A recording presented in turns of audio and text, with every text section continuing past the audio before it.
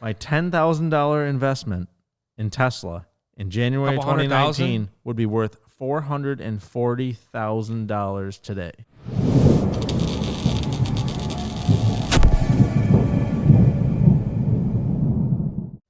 I'll just act casual. All right, guys, welcome back. This is episode like 7 or 8 or 6 or somewhere around there. I'm not really sure. Officially it's 6 because we've only posted 5. Okay, so number 6 of the podcast. But welcome back. Yeah. Obviously, again, if you haven't seen the ones before this, go check those out. They're awesome. It was a great time. I thought we did. Yeah. I thought we did well on those. What did you think? No, I think they were good. I think the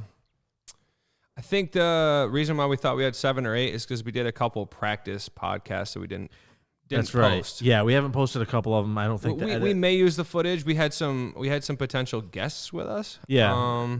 But they were unsure of the output of. Yeah, it wasn't. It wasn't the greatest. It wasn't. Yeah. It wasn't up to the quality that I wanted for now. Right. Like, now we've got it down to our quality is pretty good. Yeah. At least I think. So yeah, I mean, you and I kind of. We have a system. We feed off of each other pretty well, and we're comfortable too. I think there's a comfort level that not everybody gets into right away when you sit down and when the camera's rolling, pressure's on. You just have to act. Yeah, it's just you gotta be careful. But you know, there's a song called "Pressure Builds Diamonds." I heard about that one time. Did you? So you said you said you had a story coming into this that you want to talk about? Yeah. Yeah. Here, let me get my notes out. I have a few key points for today that I want to. Yeah. What do we got? Let's start off with a good one. Well, we'll start off with some current stuff. I don't want to get into the deep stuff because I'm going to hit you with some stuff today, and you're going to have to be sitting. Okay. You're going to have to be sitting when you're listening. Well, have a seat if you're not. Yeah. So I want to talk about the GOAT, Tom Brady. Yeah. I didn't watch any of the football this weekend. I'll be honest with you. Unfortunately, you weren't able to. I did, however. Key me in on what's going on. See, Tom Brady is, I would say, probably the best quarterback ever. And it's very up there. Yeah, it's very disputable. It's very disputable. Yeah. However, this is the 10th Super Bowl he's returning to. That's insane. And the first year with a brand new team. It just goes to show that Tom Brady is. He's good. Tom Brady was the Patriots, and it wasn't just the organization that you could just a cookie cutter throw the quarterback in, and he's just going to succeed because all of the players around him made him look good. Okay, yeah. No, he threw some dimes in that game. He's good. He's good, and his third down conversion rate, he would seem to be in trouble, and then the next thing you know, a long gain, a touchdown. It's like, man. But they're going to take on the Chiefs, and the Chiefs. So they won. They're going to the Super Bowl. Yeah, and the Chiefs pretty much steamrolled the Bills. I don't think the Bills really showed up. Okay. They had a great season, but it's hard to maintain that momentum, I think, especially when you're playing against the Chiefs, the reigning Super Bowl champs, and they're strong. They look good. Yeah. The beginning was like this false hope though, because there was a fumble on a kick return, and the Bills got the ball on like the 1 yard line, and all of a sudden it was like 10-0. Mm-hmm. So everyone was like, "Oh boy!" And then the next thing you know, it was like 20-10. So the other way. Ouch. So there's news going around that obviously people are talking about the refresh of the Teslas, the Model X and the S. They're going to get better. They're going to change. They haven't changed since 2016 when they came out. When that model came out, they haven't changed. So there's talk that there's going to be a refresh. Obviously, Elon was like the last month or two, he's like shut down production of the X and S. Let's focus on the other ones. So everyone's contemplating like, I think that's the new ones are coming. I think the new refresh is coming. If you're going to shut it down for a month, there's been some leaks. There's been a Model S seen driving around. It looks to be a little bit wider. It looks to have like flared fenders. The front grille is just a little bit different, so people are speculating that's going to be the refresh. That's the plaid version that's coming out. And there's videos of it driving, but it's nothing's ever is too clear. Yeah, until it's actually, The one thing that was pretty neat though, everyone's thinking that they're going to go with the horizontal screen like the Model 3 and the Y have, like the single screen in the center. The updated one that they saw driving on the road you couldn't see the edge of the screen. Which means they're going to keep the vertical in the center. The two screen vertical. They might change it up a little bit, Yeah. But if that's the production one that they're testing out there, it does not have the horizontal screen, which is weird. Yeah, I kind of like the screen that's in the Model X right now. It's much bigger. It's like having a wide screen or a flat screen, or whatever, and then just turning it. Yep. The vertical screen, obviously, but it's big. In my Model 3, I like the horizontal screen a lot. I like having something in front of me. Yeah. Although when you're driving, the wheel covers it up a little bit, your hands cover it up a little bit. So the single screen to the right of you is actually really nice. I think either way it's okay. I just realized why I'm so tired. Because I watched the Conor McGregor fight Saturday, and then we stayed up at the hype after it. Yep. The hype after it, everyone was just like so stunned. We stayed up pretty late. You lost. I was just thinking, because I know we just talked about Tom Brady and then switching to some Tesla, but forgot to mention that Conor went down. That was crazy. Yeah, I didn't get to watch that either. Yeah, but I was working. I was sending you live updates. Yeah, you know? I saw it, but that was surprising. That was very surprising, because the beginning of the fight, the first round, Conor was landing some punches on Poirier, and it was like he was for sure in control. I was texting you, and then the next thing you know, in the second round, Poirier tags him once, rocks him enough to get him falling back, and then catches him like 2 more times, and he was just dazed, gone. Fight's over. I think everybody was expecting Conor to win that one. I mean, he just looked rusty. He did not look himself. So you think he's ready for Logan Paul, or is it Jake Paul? It's Jake. Jake? Do you think that's going to happen? I don't know if that's going to happen. I did just see Manny Pacquiao and Ryan Garcia are going to fight.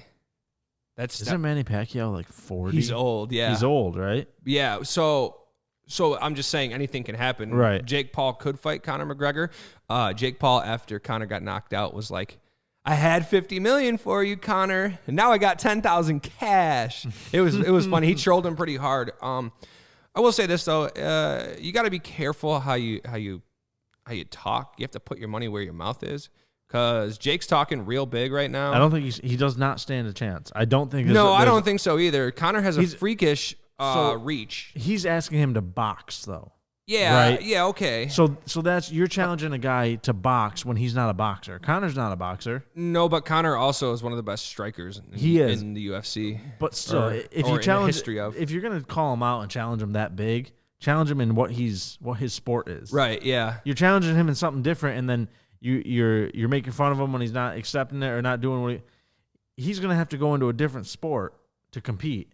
For what? Yeah, it's very different. For what? If he wins, he beat a YouTuber. Yeah. If he loses, he lost to a YouTuber. It's plain and simple. There's no way for him to win that, because either way, his win isn't. I don't think there's any prestige around the win. I would say this. Well, one, Conor I think is 32. Yeah. So that's not very old. No.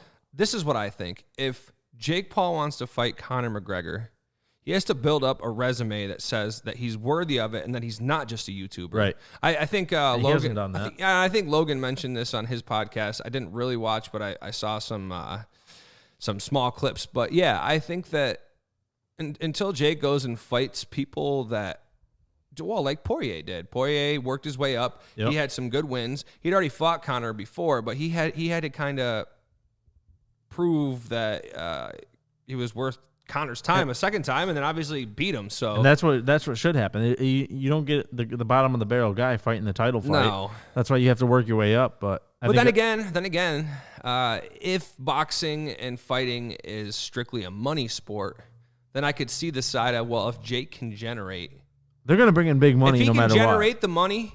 Yep. And if that's what it's all about, then I say go for it, because at the end of the day, if you and I are offered $10 million versus $1 million, we're probably going to strongly consider something that will gain us $10 million because absolutely. we don't want to lose out on an opportunity that may never happen again. Right. Which this happens sometimes in sports too, where someone's drafted and then they get injured, or they're like high on the list to be drafted and then they get injured, and all of a sudden they went from this like really high up player having a great chance at a superstar career, and then they get injured, and it's like I think that's what. Well, yeah, I don't know. I feel like that's. I'm frozen on the thought. Spit it out. Get it out. I'm frozen on the Come thought. on.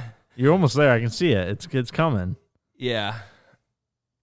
I think Conor not. Now I know what I was going to say. Okay. We don't have to clip that because everyone has issues with their thoughts at times.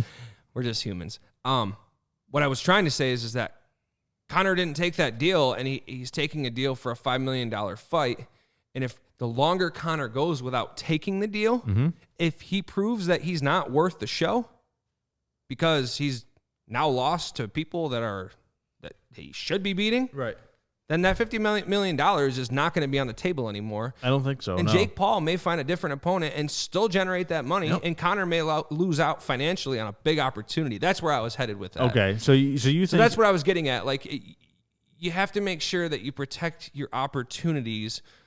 So let's say his value right now, his value is never going to go up. Right. And if he wins the next 10 fights, his value is going to stay the same at what his value that Jake Paul is valuing it at now. Yeah, but if he waits too long and loses multiple times, I think what I was comparing that to was I've seen in college basketball where a player has a high seed in the draft and then their team's not doing so hot or whatever, and they could just kind of sit out. The college basketball no longer matters, but then they go and play or do something stupid where they should have been more cautious, and it ruins their dollar bills. Right. So yeah, Conor, be careful. Take the fight. I say why not? Take the fight. Unless you really plan on winning the rest of your fights between now and when you make that decision to fight him, but your stock could go down. It's not like he's never lost. It's not like a Floyd Mayweather coming into where if he loses everything. He loses on the field. And for him, Conor's lost enough. And for him, he generates a different. I mean, it's Floyd Mayweather money. Yeah, money Mayweather, but it's Floyd Mayweather money. He produces a different bracket of money when he fights. So he can control that. When you're undefeated and you haven't lost, you ultimately control every deal. But that's the other thing too, is like, I don't think I was watching a podcast with Mike Tyson, I think it was, but I don't think that Floyd ever had. Well, I guess he did, but Floyd has more control over his fights than Conor, because Conor's kind of controlled by the UFC. Right. Whereas Floyd dictates because Floyd is the UFC to himself. Right. You know what I mean? Yeah, I get that. Yeah. So we'll see, but yeah, Conor definitely got beaten. Yeah, he got pretty bad. I saw the replays. He looked rocked. He looked injured. He did look injured. Yeah. And it took a while too. He was trying to come to, and I was like, I wasn't worried for him because he never went out cold. Not like Nate Robinson cold, but he was out cold in the sense that he didn't know what was going on for at least a few seconds. Yeah, and that's enough to end the fight. Yeah, so I mean, sports wise, that's what's gone down. That's what happened this weekend. Yeah, there hasn't been. I guess the NHL is back, but I don't really pay attention to it. No, so I can't never speak watched on that. Yeah, I mean, my snowboarding career restarted. That's right. You went snowboarding. Yeah, since the last podcast. Okay, how'd that go? First time in 4 years. It was great. Yeah. It's kind of like riding a bike. I don't think you forget. You just weren't as good. But your body definitely sore. Your body doesn't remember. Yep. Because it's next level. My legs were on fire after just a couple of runs. Out of breath. Took a few breaks. Had a few beers. Kind of like the adult version. You sore though now? It's gone away, but the 2 or 3 days after. I remember I used to go. My muscles were work. It's a great way to get exercise. When I went skiing for the first time after not going for a couple of years, I was sore for days. Days. Yeah. It's what happens when you get older. Another Tesla-related thing I saw. Tesla got. I think it at the bell it was 880 today. I don't know about after hours, but it hit. I think 900 or 899. Their stock hit that's an all-time high, isn't it? Yeah. Yeah. There's Tesla stock hit an all-time high. It closed at 880 after hours at 881, so it's 880. The high $900.40. We're hitting 900. Right, and wasn't it a 5-for-1 split? Yep, 5-for-1 split. Months ago. So if they multiply that times 5, and if they never split, it's a $4,400. It's almost doubled, not quite, but almost doubled since the split in value. Yeah, because it split at like 2,000 something, 2,500. Because I got in right at the split around 474. It went down to like 360 or something. Yep. And now, I mean, it's just launched up. God. Yeah, imagine. Like I said, why do you think that is? Why do you think that is? Is there something we're missing with Elon Musk behind the scenes? Do investors know something? I mean, I know Tesla's there. I know he has SpaceX, but the valuation or like the stock price target or something like that is only, I think it's only like $125 a share. Correct me if I'm wrong. I heard that too. But I think because even if it was $125 a share, it would still be like the second highest valued car company stock. It just doesn't, the numbers for it doesn't stock, make sense. There's no correlation, in my opinion, between Tesla vehicles and Tesla stock. So because there's got to be something more we're missing. I don't know if you knew, but back early 2019, January of 2019, so about 2 years ago now, I was a push of a button away from buying 100 shares of Tesla. 100. At the time, it was about $10,000. That 100 shares today, you know what that's worth? I don't want to know. My $10,000 investment in Tesla in January 2019 would be worth $440,000 today. It makes you angry. Now, with that being said, when that $10,000 investment reached $20,000 of worth, I probably would have sold it. I can't tell. I would not have held on to it this long. No. So to look back, you can't really look back and say I should have done that because. Yeah, I read some good info today on stocks, and the one thing I saw was interesting is like when you buy a stock, you should have a target price where you want to sell it at. So when it hits that, no matter what, even if it goes above it, you sold it where your goal was, and you can't be upset. And you made what you wanted to make. But you just reminded me of you probably saw it too. David Dobrik did the same thing.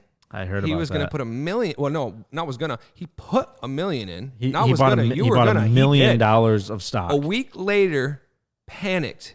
He made like $7,000 is all, like pennies. Yeah, he made $7,000 on his million. So, which is nothing on $1 million investment. $7,000.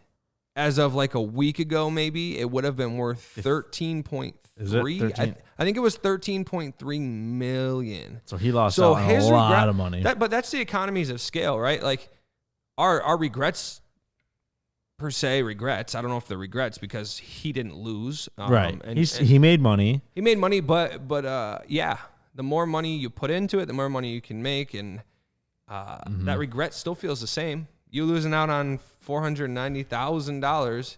I'm sure David Dobrik, who probably has a surplus of 20+ million. I don't know. Probably. So it's not. I mean, I guess $490,000 would affect you in a different way, than better way than 13 million. Than 13 million with Dobrik, even though 13 million would be tremendous. But no, that's the stock market though. It's like an educated risk, and you really gotta. You got to know what you're doing because it can go the other way. It's gambling. It can go the other way. It's gambling. If you get down so much, and you just try and make back your money, you could lose it all. It's just like gambling. You got to know when to pull out. You got to know when to put in, and I think that's the key. Because if Tesla had gone bankrupt, which obviously they didn't, but they were close. They were within I think days or weeks. And so it's hard to like sit here and if statements are never good, but if they had gone bankrupt, that $1 million could have been a loss of. He could have lost half of it, all everything. Of it. Yeah. So you never know. So as long as you can only lose if you play and only win if you play. But that's it. Scared money don't make no money. If I ever go broke, I'm gonna take something from you. I don't know the words. Yeah, but Meek Mill, I always think of you. Scared money don't make no money. Every time I don't go for it, I regret it. You regret it because I'm like scared money don't make you gotta money. Take, like I said, you gotta take the risks. You gotta take the risk. With that being said, thanks for tuning in. This was a little bit of a shorter podcast. We planned on going a little bit shorter, and I think you're done. Yeah, that's the podcast. That's it. All right, I have one. You got one more? I have one more thing. All right. I wanna develop that scared money don't make no money statement. So if you're watching right now, this is a little exercise that I wanted to do to inspire you, and I think this has helped me a lot in different situations, but. Right now, if you're in a situation where you're trying to figure out what you're doing and you've never heard this, tune in. Okay, so, well, we could do it, but think of like two things. Well, no, think of the thing that people, actually, I already know how this is going to go because when you're trying to make a decision, I use this, but people will tell you what you should do in life. Mm-hmm. And if you had a coin that you're about to flip and you had two options on it, yep.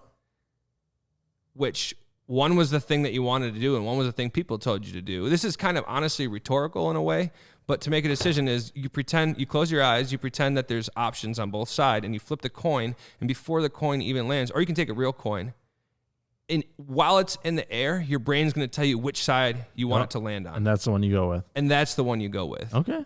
Yeah, because I think oftentimes in life, people will try to discourage you, but if there's something that is much stronger than the other thing, when you have that desire and passion, because this came to me in the last week where I've been, as we talked in the last episode, this is my only job right now, but not quite. I do work on other things personally.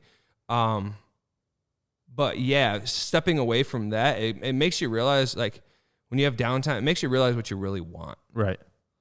And if you're not doing the thing that you really want, to add to that, in the past several weeks, I've seen a lot of young people die. And that's like very blunt, but I've seen a lot of young people die. And so I just don't think that I don't think you should waste your time while you're here. Get your shit done. Like, that's why we're filming right now. If you think about it. Get it done and worry about anything else later, because, like, obviously the next day is never given. Yeah, you just don't know if you're going to wake up. So go film that podcast, write that song, record that song, go hit the gym hard. Yep. Whatever you got to do, but just don't make excuses, because you're not going to get that day back if it ends tomorrow. Right. I like it. Yeah, so let's leave it at that. Let's leave it at that. Never take today for granted. Never take tomorrow for granted. Tomorrow for granted. I think. Well, I would say today too. Just live in the moment. Live in the moment. Take your time and attack when you can. Yeah, live in the moment. Know what you want. Yep. And go after it. And nobody's going to hand it to you. And not many people are going to support you either. So you're going to have to be your biggest fan, because until everyone in the room starts to believe in you, you have to be that person, because eventually, if you stay believing in yourself, people will be forced to believe in you, because the results are gonna prove themselves. I like it. All right, so we're gonna try the outro one more time. Thanks, guys, for tuning in. Yeah, sorry about that. Episode number or whatever. We're deep into it now. Yeah, we appreciate all the support. The numbers are climbing, and it's looking good. So we're gaining. So and the comments have been getting better, slightly more positive, which I feel like we can turn anybody into fans. They've been getting better. All right, thanks, guys. Hope you guys have a good one.